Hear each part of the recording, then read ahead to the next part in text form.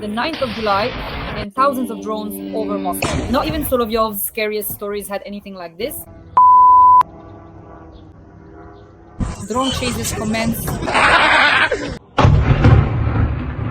That's it. Now a third one is on fire. For the third day in a row, airports in Moscow and St. Petersburg are in chaos.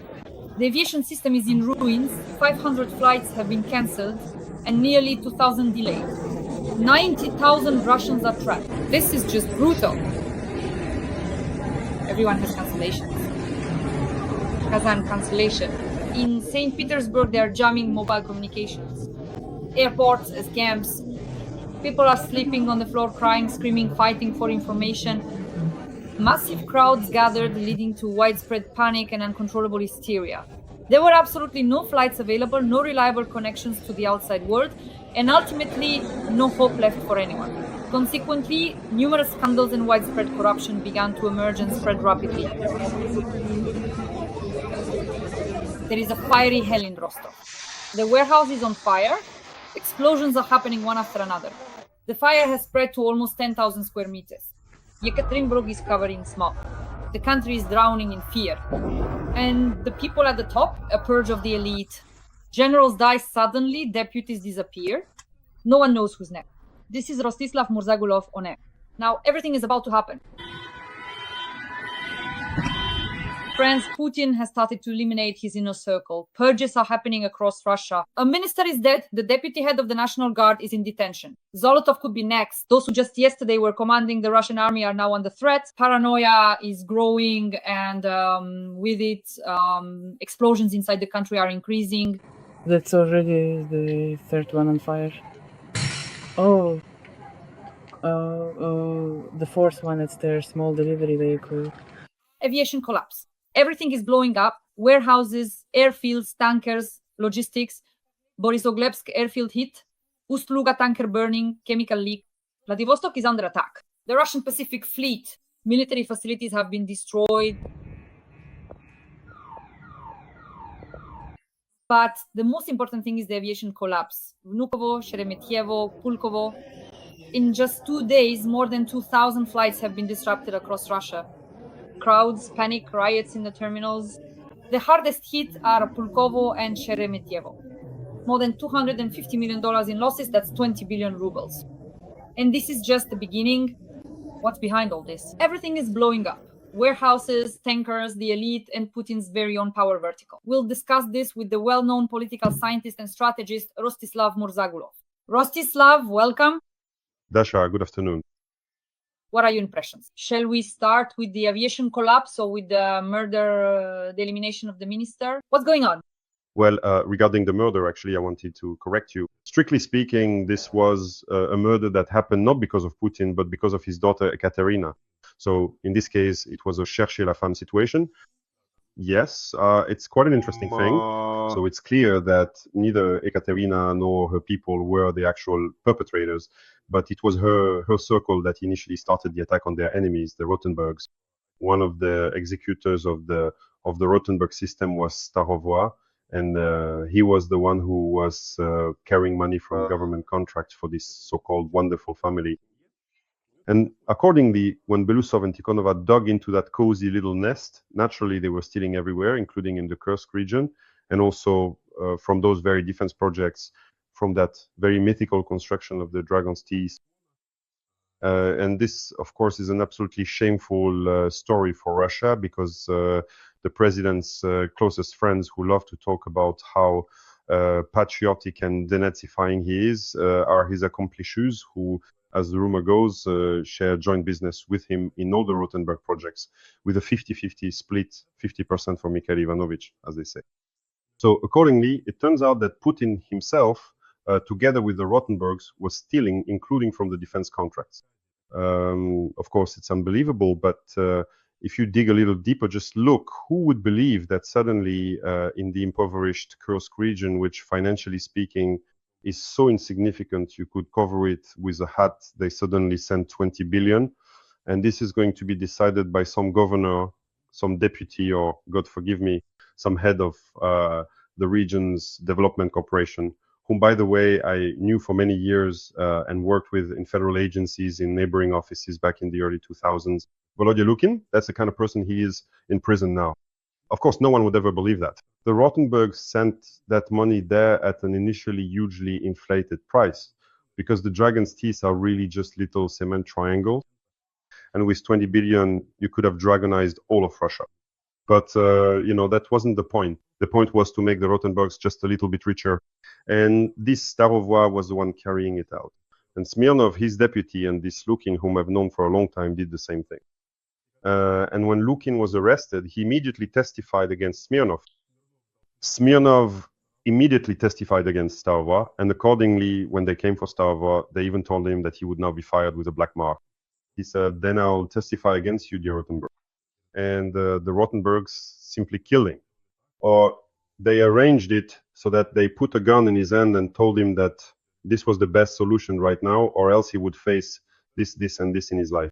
In other words, something that seemed even worse to him than death. So yes, this shows that shooting has practically already started in Putin's own office, because this is, of course, his very closest circle. That means you can count the number of people in Russia with that level of influence. On one hand, like Putin's daughter, currently the most influential person, right? And his new favorite, Arkady Rothenberg, who for many years was his main favorite because there's this kind of childhood attachment to his coach. I can tell you myself, as someone who did a lot of sports as a child, I also had such coaches back in Soviet times, these uncles, these steady, respectable men who seemed like super authorities to you.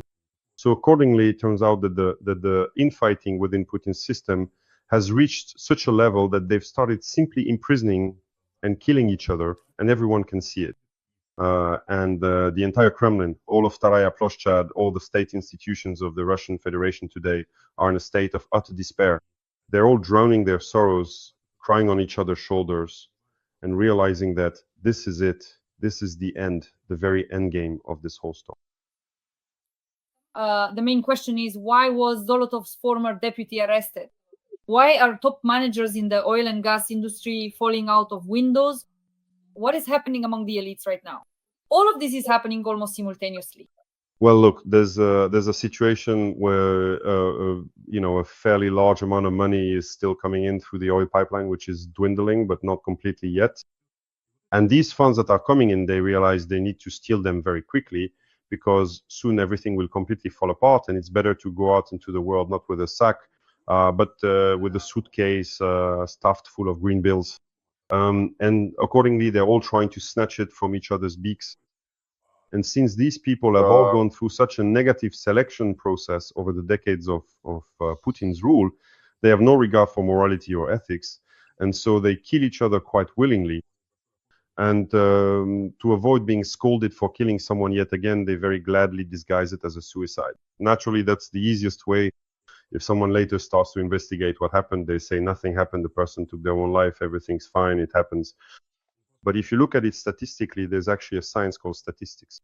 I really struggled with it at the Paris Business School, where it was told to me by some very good professors, by the way, who worked as consultants for then President Sarkozy, or maybe it was already Hollande. It doesn't matter. Anyway, the point was that they simply showed us how to calculate situations like these. And if you calculate the number of these suicides among Russian elites, the numbers just don't add up, even taking into account all the possible errors. And even if you assume that maybe they have such stressful lives that they're also poor, suffering, and tormented. But even after accounting for all that, the number of suicides among these Putin-era elites is thousands or even tens of thousands of times higher than among ordinary people who would seemingly have far more reasons to end their life's poverty, outhouses, and all that. Nevertheless, this significant statistical excess clearly tells us that what these individuals present to us is not exactly what it genuinely seems to be. Naturally, to a large extent, this is murder. And in the case of Starovoytov, I am personally about 95% certain that it was definitely not a suicide, because a person like that would never shoot themselves in the head. Well, only if they were facing something truly horrific, like being drawn and quartered, broken on the wheel, and so on.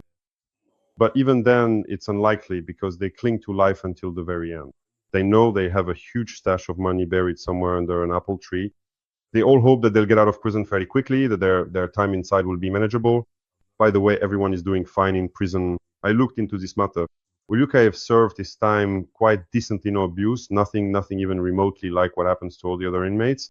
So no, of course, this is murder. Rostislav.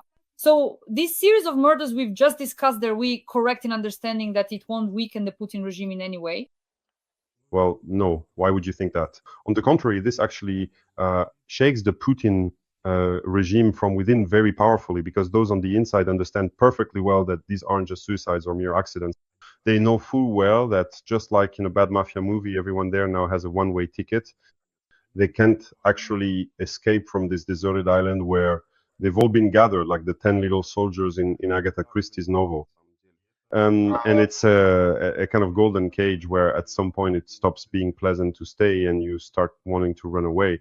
But now it's impossible to escape, even through prison. That is, even after sitting on the bench before leaving, as they used to joke about each other. When someone got arrested, some would spend a few months, others maybe a year. Well, it used to be kind of lighthearted. Then for good behavior, there would be early parole and the carefree life somewhere in the Caribbean, with millions once again buried under an apple tree. But now even that's not possible anymore. Now the only way out is a bullet to the head through the special military operation or something like that. And they don't like any of that. And that's why, of course, those who realize that it's all over for them, that they're doomed, have to stage these timid little rebellions like the ones at the MEF, for example, led by someone I personally have known for a long time, the Minister of Economy, Max Reshetnikov. Another one who organized it is also someone I've known for a long time, lawyer Makarov, who, by the way, has been heading the State Duma's budget committee for, I think, about 20 years now. Without him, it's simply impossible to pass or execute Russia's budget, because he's the only one who knows where all the hidden reserves are. That's just how it turned out, consolidated everything within himself and fine-tuned all the connections with every agency and so on. And he tells Putin almost right in front of him, he says, if you don't urgently wrap this up now, you end up like the Soviet Union. Rostislav, regarding the aviation collapse in Russia, we spoke with Igor Lipsis the other day, and he said that this is a significant blow to the economy of the Russian Federation. How much do you agree with that? What Ukrainian drones are doing to Moscow and St. Petersburg, these are multi-billion ruble losses for Russia. Is this serious, or is it just a drop in the ocean for the Russian military and economic machine? Well, when it comes to the economy, no one explains it better than Lipsis. So let's just take his word for it a priori. But I can tell you what this means in a socio-political sense, because I constantly receive signals from there about how everyone is suffering and struggling with the fact that to get from point A to point B, you have to go to a Moscow airport 3 times in a single day. And getting from the center of Moscow, from this super centralized city where all of Russia's money is concentrated, to some regional outskirts where, say, Domodedovo airport is located, well, let me tell you, that's a whole story in itself. And those poor people there, they suffer so much, they struggle so much, almost like we do here in Kyiv. Of course, I'm exaggerating a bit now, but still it means a lot to them, because in Moscow they've never seen war at all. And the way Ukrainian soldiers have found a solution today, yes, they still don't violate any conventions, including the Geneva Convention. And at the same time, they create huge inconveniences for Russians, including Muscovites, even the elite, who are now starting to send this message to Putin that things are really bad and that they, poor things, are tired. And that's really great, because Ukraine hasn't violated anything. But nevertheless, people there have felt the war one way or another. And at the same time, no one can accuse Ukraine of terrorism, unlike Putin, who engages in terror every day. I don't know about you, but for me, tonight was the first night I didn't wake up to explosions right outside my window. So I wasn't lucky with where I live. Right now, I'm talking to military analyst Rostislav. They say that a new stage of Ukraine's war against Russia has begun. First of all, Yermak announced ballistic missiles that will target St. Petersburg and Moscow. Then we start attacking strategic aviation airfields after the special operation Web. These include Engels airfields in Crimea and Borisogledsk, which is for tactical aviation. We're also attacking the Kerch Bridge. How do you assess this? Ust-Luga has been blown up, tankers, the Pacific Fleet, and the gas pipeline have all been attacked. How do you assess these special operations in the context of the new phase of the war against Russia? Again, my assessment won't be economic, it will be political, because that's what I understand. And here it's important to note that no dictatorship has ever defeated any democratic society where there is a unified civil society. You have it here, thank God, on a clear mainline path toward the best global examples, because in Ukraine today there is an absolutely clear understanding that either Ukraine will stand firm and remain part of the free world, or it will not, and it will end up living in Putin's concentration camp. And no one wants to live in Putin's concentration camp, except perhaps for a handful of people, probably some crazy old ladies who are nostalgic for the Soviet era. And that is precisely why the roots of the Ukrainian military success lie here. When they use their brains, when they save money, when they go above and beyond and display incredible heroism even in situations where all those Putin loyalists, the so-called 200,000 ruble men, would simply throw up their hands and surrender. And that's exactly why all the aforementioned actions you organized, those operations Ukraine carried out in Russia on the battlefield, have been successful. That is why Ukraine was able to quickly set up production even under all these bombings. That is why Ukrainians never give up their positions to anyone. And Putin is desperately trying to find anything military on Ukrainian territory, in Ukrainian cities, but he can't find anything. Still, everything continues to be produced and in ever greater quantities, causing even more trouble for Putin's Russia. You yourself mentioned this just a moment ago. And of course, these operations will only expand. Naturally, Ukraine's victory in the war is inevitable, because a system with a developed democratic civil society cannot lose to a system that operates on the principle of steal and run away. That is exactly why I always tell you that despite all the shortcomings that exist today in how the Ukrainian government may be organized, and even though I know you probably have questions about how all of this works, Ukraine has chosen its path and its guiding principle very clearly. And yes, this path is a thorny one. There will be many different obstacles, but nevertheless, Russia's defeat in this war is inevitable. This is absolutely irreversible.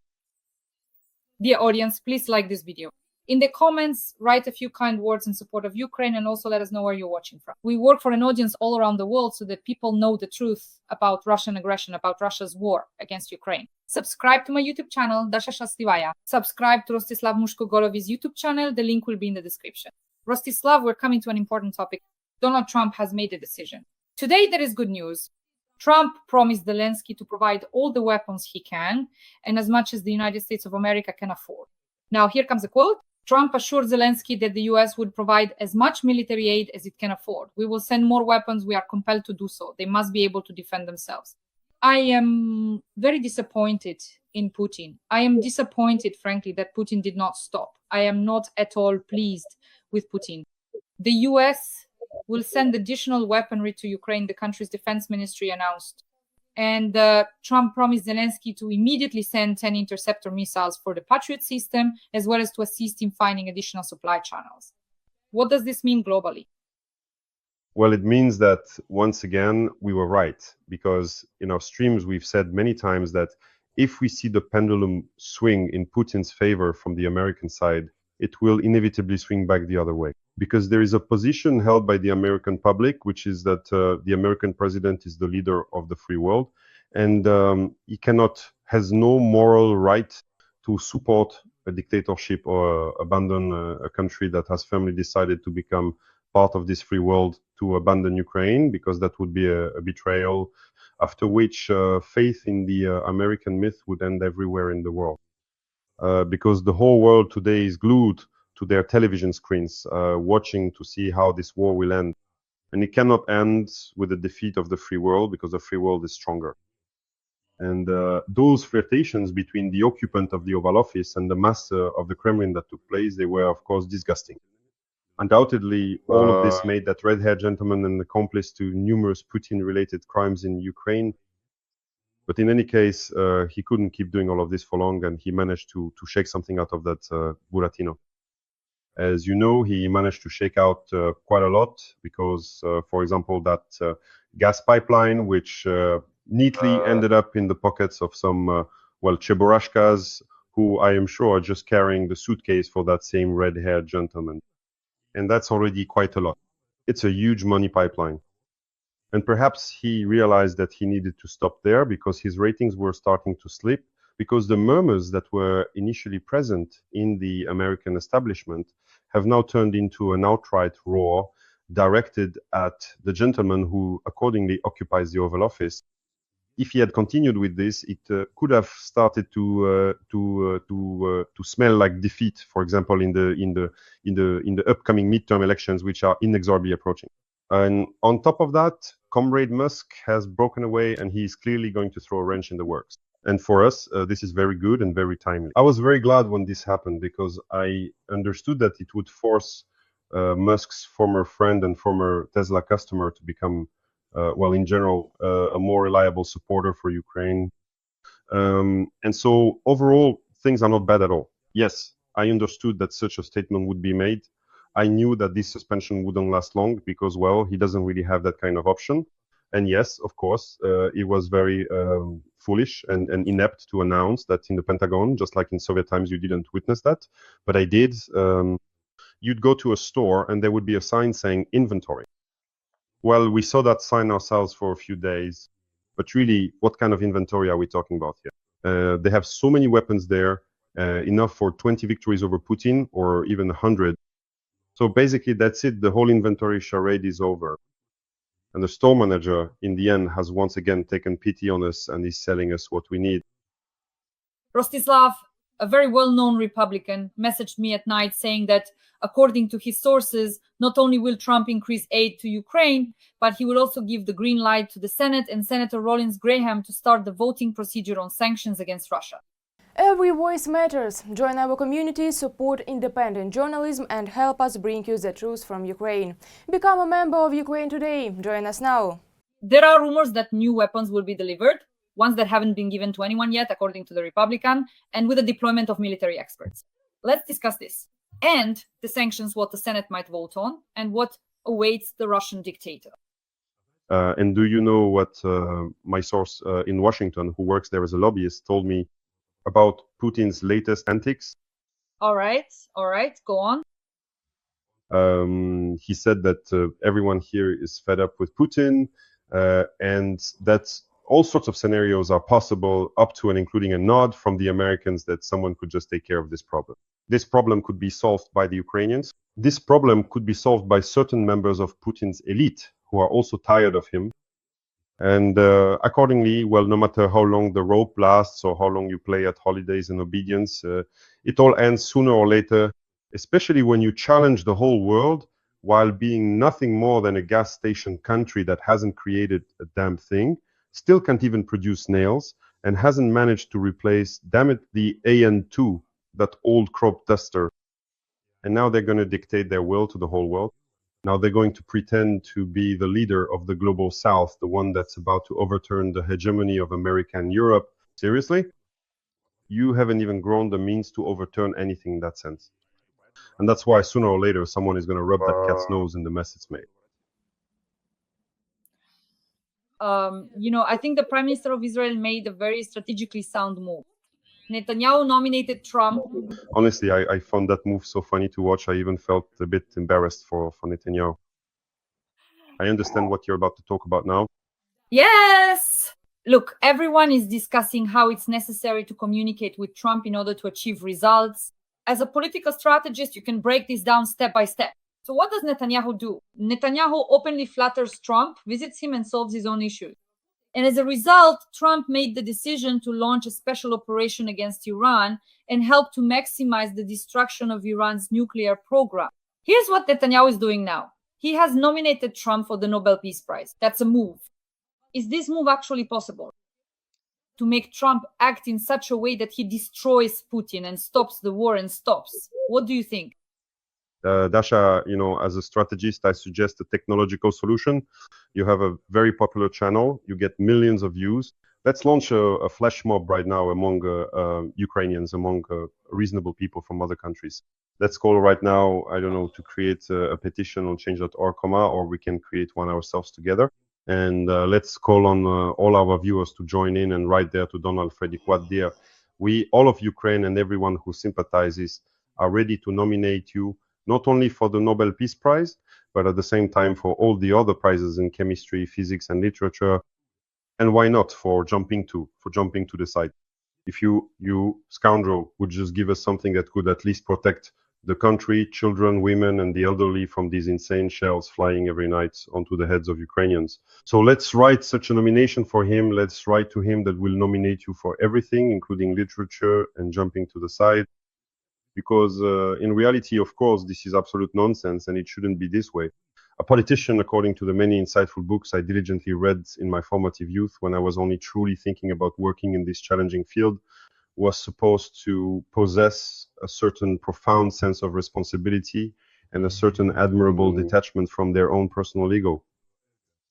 But now is exactly that unfortunate time when we are experiencing an interseason, so to speak, between civilizational eras. In other words, we have already lived through industrialism, and we are now approaching the digital era, the network era. But at the turning point between these eras, those conservative politicians of the industrial age who lived by certain rules, there were, of course, huge shortcomings in that era. Of course, there was vertical power. Of course, there was extreme elitism. They made all the decisions for everyone, but at least they had some rules for interacting with each other, right? And there was a rule not to send each other off the way everyone does today, like Putin and the rest, right? There simply wasn't the right to such outrageous scenes as we see in the Oval Office today. And accordingly, right now, we still haven't reached an adequate stage of development where many people will be solving all the most pressing issues, where there will be a network, where society will be digital, the kind I write about in my books and my PhD dissertations and so on. So as a result, during this transitional period, clowns like that redhead appear. And so accordingly, situations arise where, well, someone, I don't want to be crude on air in front of a lovely lady, but someone did something to him. A curtsy, that's it. So I'll say curtsy and not the other word that came to mind, starting with M. So according line, he responded by helping an entire country avoid possible destruction, just for a moment. You get it, right? A curtsy on one hand and on the other, destruction. And that's what a clown like that redhead equates.